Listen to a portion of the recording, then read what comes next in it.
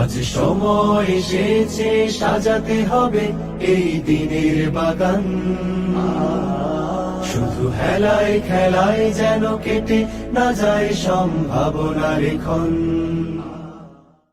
আমরা প্রকাশনা উৎসব আয়োজন করেছি বিশ্ববিদ্যালয়ে যে বুদ্ধিবৃত্তিক অঙ্গন রয়েছে, এই বুদ্ধিবৃত্তিক অঙ্গনকে আরও সুদৃঢ় করবার জন্য, আরও সুসংহত করবার জন্য, পাশাপাশি বিশ্ববিদ্যালয়ের ছেলে এবং মেয়ে শিক্ষার্থীরা ওপেনলি জানার সুযোগ পাচ্ছে ছাত্র শিবির আসলে কোন ধরনের প্রকাশনা, কোন ধরনের গবেষণা নিয়ে কাজ করে।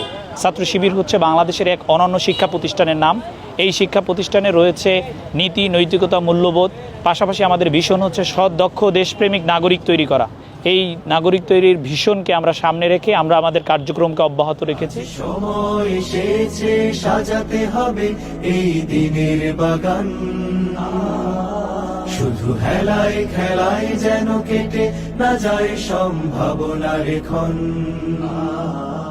আজকে আমরা বরিশাল বিশ্ববিদ্যালয় প্রকাশনা উৎসব উদ্বোধন করেছি।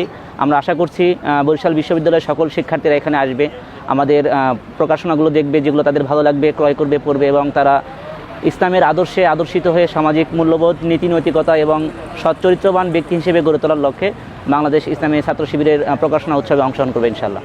কত ফুলগুলো ঝরে গেছে শাহাদাতে, তবু মূলগুলো মরেনি তো অপঘাতে।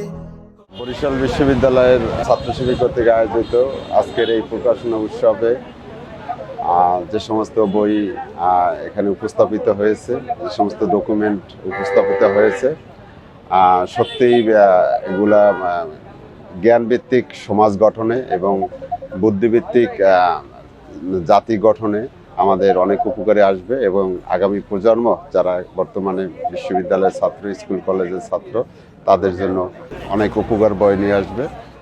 ফুলগুলো ঝরে গেছে শাহাদাতে, তবু মূলগুলো মরেনি তো অপঘাতে। মোরা আসহাবে রাসূলের জিন্দেগানির সাজে গড়ে তুলি শহীদি সোপান। বরিশাল বিশ্ববিদ্যালয়ের ইসলামী ছাত্র শিবির কর্তৃক আয়োজিত এই প্রকাশনা উৎসব 2025-এ আমি এখানে এসে তাদের যে প্রকাশনাগুলো প্রত্যক্ষ করলাম, তাতে আমার মনে হয়েছে যে একটা নৈতিক ভিত্তিক সমাজ গঠনের ক্ষেত্রে এই প্রকাশনাগুলো খুবই উপযোগী ভূমিকা রাখবে। আমার মনে হয় বুদ্ধিভিত্তিক সমাজ গঠনের ক্ষেত্রে এই ধরনের প্রকাশনা উৎসব আমাদের জন্য একটা কল্যাণ বয়ে আনবে।